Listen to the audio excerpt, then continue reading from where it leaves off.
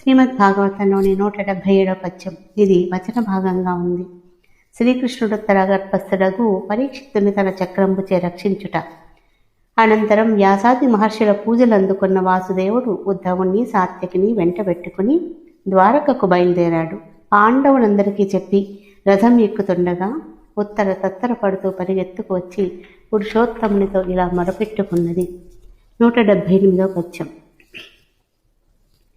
ఇది కాలానల తుల్యమైన విసికం వీతించే దేవేశ, నేడు ధరాంతర్గత గర్భ దాహమునకై యుగ్ర ప్రభవన్ వచ్చుచున్నది దుర్లోక్యము మాడుపన్. శరణమన్యం వేమియుండేదు నీ పద పద్మంబులే కాని యుండెరుగని బాణాగ్ని వారింపవే. దేవదేవ, ప్రళయాగ్ని జ్వాలాభీనమైన బాణం ఒకటి ఎక్కడి నుండో కళ్లకు మినిమిట్లు గొలుపుతూ వచ్చి నా కడుపులో ఉన్న కసుకందును కాల్చివేయాలని చూస్తున్నది. ఈ భయంకర శరాన్ని నిరోధించి నన్ను రక్షించేవారు ఎవరూ లేరు. నీ చరణ కమలాలను శరణుజొచ్చాను, కరుణించి ఈ శరాగ్నిని నివారించు. శ్రీమద్ భాగవతంలోని 179వ పద్యం. దుర్భర బాణానలమున గర్భములోనున్న శిశువు ఘన సంతాపావిర్భావంబును పొందెడి నిర్భర కృపగావుమయ్యా నిఖిల స్తుత్యా.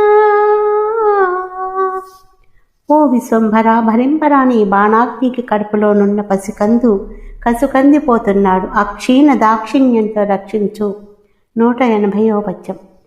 చెల్లెలి కోడల నీమేనల్లుడు శత్రువుల చేత హతుడయ్యను సంపుల్లారవిందలోచన భల్లాగ్ని నడచి శిశువన్ బ్రతికింపగదే.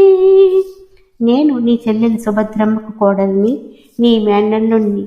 శత్రువులు అన్యాయంగా పొట్టను పెట్టుకున్నారు. విచ్చిన తామర రేకుల వంటి కన్నులెత్తి చూడు.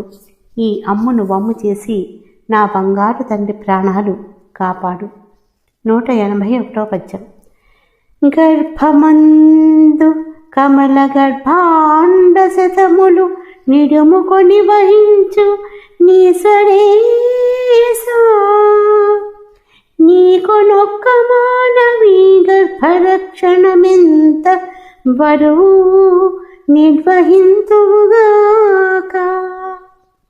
గర్భంలో వందల కొలది బ్రహ్మాండాలను భద్రంగా భరించే నీకు ఒక ఆడదాని గర్భాన్ని రక్షించడం ఏమంత బ్రహ్మాండం.